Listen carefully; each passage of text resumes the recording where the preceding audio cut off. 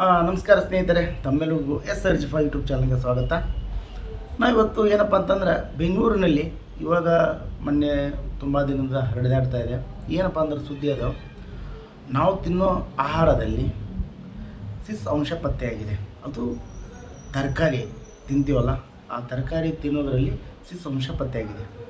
ಈ ಸಿಸ್ ಅಂಶ ಮಾನವನಿಗೆ ಎಷ್ಟು ಅಪಾಯಕಾರಿ ಮತ್ತು ಅದು ಯಾವ ಥರ ಸಿಸ್ ತರಕಾರಿಗಳಲ್ಲಿ ಸೇರುತ್ತೆ ಅನ್ನೋದ್ರ ಬಗ್ಗೆ ಈ ವಿಡಿಯೋದಲ್ಲಿ ತಿಳ್ಕೊಳ್ಳೋಣ ಸ್ನೇಹಿತರೆ. ಈ ಸಿಸ್ ಇದೆ ಅಲ್ಲ, ಈ ಸಿಸ್ ಒಂದು ಹೆವಿ ಮೆಟಲ್. ಇದು ಈ ಸಿಸ್ ಅಂಶ ನಮ್ಮ ತರಕಾರಿ ತಿನ್ನೋದ್ರಿಂದ ನಮ್ಮ ದೇಹದಲ್ಲಿ ಜಮೆ ಆಗುತ್ತೆ. ಈ ಜಮೆ ಆಗೋದ್ರಿಂದ ಯಾವ ರೋಗಗಳು ಇದು ಎಕ್ಸ್ಪ್ರೆಷನ್ಲಿ ಮಕ್ಕಳಲ್ಲಿ ಜಾಸ್ತಿ ಆಗುತ್ತದಂತ. ಇದರಿಂದ ತಿನ್ನೋದ್ರಿಂದ, ಈ ಸಿಸ್ ಅಂಶ ತಿನ್ನೋದ್ರಿಂದ ಏನಂತಾರಲ್ಲ, ಮೆದುಳಿನ ಬೆಳವಣಿಗೆ ಕಡಿಮೆ ಆಗುತ್ತೆ ಮತ್ತು ರಕ್ತದ ಕೊರತೆ. ಇನ್ನೊಂದು ಏನಪ್ಪ ಅಂತಂದರೆ ಮುಖ್ಯವಾಗಿ ನರಮಂಡಲದ ಸಮಸ್ಯೆ. ಈ ಸಿಸ್ ಅಂಶ ನಮ್ಮ ತರಕಾರಿಯಲ್ಲಿ ಯಾವ ಥರ ಕೂಡುತ್ತಪ್ಪ ಅಂದರೆ ಸ್ನೇಹಿತರೆ,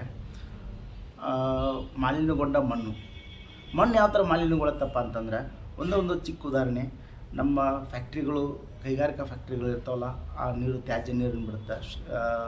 ಶುದ್ಧೀಕರಣ ಮಾಡದೇನೆ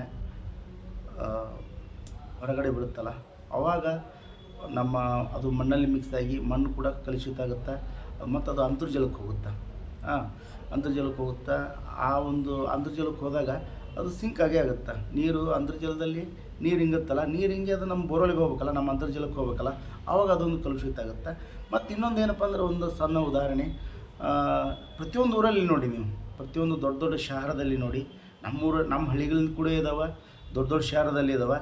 ಇದೊಂದು GPS ಫೋಟೋ ಹಾಕ್ತಾಯಿದ್ದೀನಿ. ಇದು ನೆಲಮಂಗಲದಲ್ಲಿ ಸಿಟಿ ಒಳಗಡೆ, ಸಿಟಿ ಹತ್ರ ಒಂದು ದೊಡ್ಡ ಕೆರೆ ಇದೆ. ನೆಲಮಂಗಲದ ಪೂರ್ವಿಕರು ಕಟ್ಟಿಸಿರುವಂಥ ಕೆರೆ. ಆ ಕೆರೆಯಲ್ಲಿ ಊರಾನ್ ಗಟ್ರ ನೀರು ಹೋಗ್ತದೆ. ಊರಾನ್ ಗಟ್ರ ನೀರು ಹೋಗ್ತದೆ ಅಲ್ಲಿ. ಅದು ಹೋಗೋದ್ರಿಂದ ಅದರಾಗ ಸಿಸ್ ಅಂಶ ಇದ್ದೇ ಇರ್ತೈತಿ. ನಾವು ಏನಪ್ಪ ಅಂದ್ರೆ, ಗಟ್ರ ನೀರು ಹೋಗೋದ್ರಿಂದ ಏನಪ್ಪ ಅಂದ್ರೆ, ಅದು ನಾವು ಮೊದಲೇದ್ದು ಕೆರೆ ಕಲುಷಿತ ಆಗುತ್ತೆ, ಕೆರೆ ಜೊತೆ ನೀರು ಕಲುಷಿತ ಆಗುತ್ತೆ. ನೀರು ಕಲುಷಿತ ಆತಪ್ಪ ಅಂತಂದ್ರೆ, ಅದು ನೀರು ಭೂಮಿಯೊಳಗೆ ಹಿಂಗುತ್ತೆ. ಹಿಂಗಿದಾಗ ಅಕ್ಕಪಕ್ಕದ ಬೋರ್ವೆಲ್ ಇರ್ತಾವಲ್ಲ, ಅದು ಕೂಡ ಎಫೆಕ್ಟ್ ಆಗುತ್ತೆ. ಅಲ್ಲಿ ನೀರು ಹೋಗುತ್ತೆ. ಹೋದಾಗ ಏನಾಗುತ್ತಪ್ಪ ಅಂತಂದ್ರೆ, ನಾವು ರೈತರು ಯೂಸ್ ಮಾಡ್ಕೊತಾರೆ ಆ ನೀರನ್ನು, ಬೆಳೆದಾಗ ಆ ಸಿಸ್ ಅಂಶ ತರಕಾರಿಯಲ್ಲಿ ಹೋಗುತ್ತೆ ಸ್ನೇಹಿತರೆ. ಇಂಡಿಯಾ FSSAI ಅವ್ರು ಕೂಡ ಮೊನ್ನೆ ಚೆಕ್ ಮಾಡಿದ್ದಾರೆ, ಬೆಂಗಳೂರಿನ ತರಕಾರಿಗಳನ್ನ ಚೆಕ್ ಮಾಡಿದ್ದಾರೆ.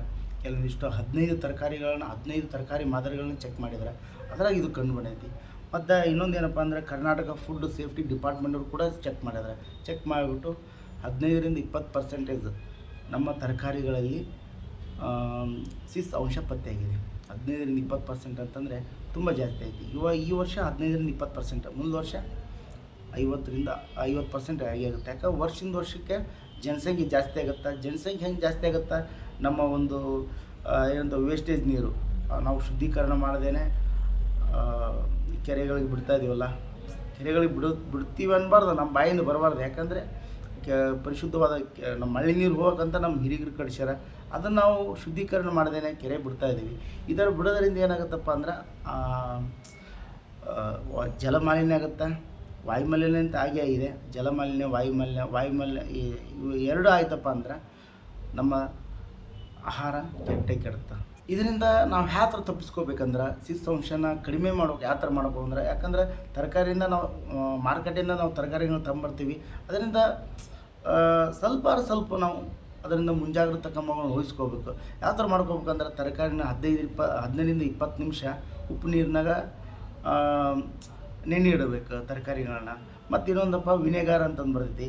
ಆ ವಿನೆಗಾರ್ನಲ್ಲಿ 15-20 ನಿಮಿಷ ತೊಳಿಬೇಕು. ಚೆನ್ನಾಗಿ ತೊಳೆದ್ರೆ, ನೆನೆಸಿಟ್ಟು ತೊಳೆದ್ರಪ್ಪ ಅಂದ್ರೆ ಸ್ವಲ್ಪ ಕಡಿಮೆ ಆಗುತ್ತೆ ಸ್ನೇಹಿತರೆ. ಮತ್ತು ಇನ್ನೊಂದು ಏನಪ್ಪ ಅಂದ್ರೆ, ನಾವು ಸ್ವಲ್ಪ ತರಕಾರಿನ ತೊಗೋಬೇಕಂತಂದರೆ ಆಲ್ಮೋಸ್ಟ್ ಆಲು ಸಾವಯವ ಕೃಷಿಕರ ಹತ್ರ ಕಾಂಟ್ಯಾಕ್ಟ್ ಮಾಡಿ. ಸಾವಯವ ಕೃಷಿಕರ ತೋಟಗಾರಿಕೆ ಪ್ರತಿಯೊಂದು ಡಿಸ್ಟಿಕಲ್ಲಿ ತೋಟಗಾರಿಕೆ ಇಲಾಖೆ ಅವ್ರಿಗೊಂದು ಜಾಗ ಕೊಟ್ಟಿದೆ. ಸಾವಯವ ಕೃಷಿಕರಿಗೆ ಅಂತ ಒಂದು ಜಾಗ ಕೊಟ್ಟಿದೆ, ಜಾಗ ಮೀಸಲಿದೆ. ಅಲ್ಲಿ ಹೋಗಿ ನಾವು ತರಕಾರಿ ತೊಗೊಂಬಂದರೆ ಏನೋ ಸ್ವಲ್ಪ ಅಂಶ ನಾವು ಆರೋಗ್ಯವನ್ನು ಕಾಪಾಡ್ಕೋಬೋದಲ್ಲ ಸ್ನೇಹಿತರೆ.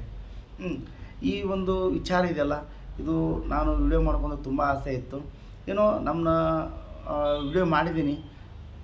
ಯಾಕೆ ವಿಡಿಯೋ ಮಾಡ್ತಾಯಿದ್ದೀನಿ ಅಂದರೆ, ನಾನು ನೀರಿನ ಸಂಬಂಧ ಕೆಲಸ ಮಾಡೋದು, ಅಲ್ಲಿ ಇಲ್ಲಿ ಕೆರೆ ನೋಡೋಕೆ ಹೋಗಿರ್ತೀನಲ್ಲ, ಆ ಕೆರೆ ನೋಡೋಕೆ ಹೋದಾಗ ತುಂಬ ಬೇಜಾರಾಗುತ್ತಪ್ಪ. ಯಾಕಪ್ಪ ಅಂತಂದರೆ ನಾವು ನಮ್ಮ ಬಳಸಿದಂಥ ನೀರನ್ನು ಇದು ಊರಿಂದ ಹೇಳ್ತಾ ಇದ್ದೀನಿ, ನಮ್ಮ ಊರಿಂದ ಹೇಳ್ತಾ ಇದ್ದೀನಿ. ಪ್ರತಿಯೊಂದು ಊರಾಗೂ ಇದೆ. ಶಹರ ಏನಂತಾರಲ್ಲ, ಸಿಟಿಯಲ್ಲಿಂತ ತುಂಬ ಇದೆ. ಏನಪ್ಪ ಅಂತಂದರೆ ನಾವೇ ಸ್ವಲ್ಪ ಮುಂಜಾಗ್ರತೆ ವಹಿಸ್ಕೊಂಡು ಅದಕ್ಕೊಂದು ಸಪ್ರೇಟ್ ಜಾಗವನ್ನು ಮಾಡಿ ಶುದ್ಧೀಕರಣ ಮಾಡಿ ಒಂದು ಬೇರೆ ಕಡೆ ಬಿಟ್ಟರೆ, ಬೇರೆ ಕಡೆ ಅಂತಂದರೆ ಆ ಶುದ್ಧೀಕರಣ ಮಾಡಿ ರೋಡ್ ಸೈಡ್ ಇರ್ತಾವಲ್ಲ, ಆ ರೋಡ್ ಸೈಡ್ ಗಿಡಗಳಿಗೆ ಬಿಟ್ಟರೆ ಇನ್ನೂ ಸ್ವಲ್ಪ ಅನುಕೂಲ ಆಗುತ್ತೆ. ರೋಡ್ ಸೈಡಲ್ಲಿರೋ ಗಿಡಗಳು ಬೆಳಿತಾವೆ ಇತ್ತು. ನೀವು ಕೂಡ ಒಂದು ಈ ವಿಡಿಯೋ ಬಗ್ಗೆ ನಿಮ್ಮ ಮನಸ್ಸಿನ ಕಮೆಂಟ್ ಮುಖಾಂತರ ತಿಳಿಸಿ ಸ್ನೇಹಿತರೆ. ಮತ್ತು ಇನ್ನೊಂದು ಆದಷ್ಟು ಸ್ವಲ್ಪ ಶೇರ್ ಮಾಡಿರಿ, ಬೇರೆಯವ್ರು ಕೂಡ ಗೊತ್ತಾಗುತ್ತೆ, ಬೇರೆ ಹಿರಿಯ ಅಧಿಕಾರಿಗಳಿಗೆ ಗೊತ್ತಾಗುತ್ತೆ. ಅವರು ಕೂಡ ಇದು ನೋಡಿ ಏನೋ ಒಂದು ಮಾಡ್ಬೋದು.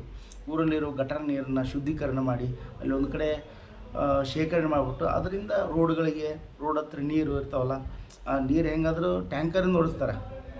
ಈ ನೀರನ್ನ ಅಲ್ಲಿ ಕೊಟ್ಟರೆ ಏನೋ ಸ್ವಲ್ಪ ತಡಿಬೋದಲ್ಲ.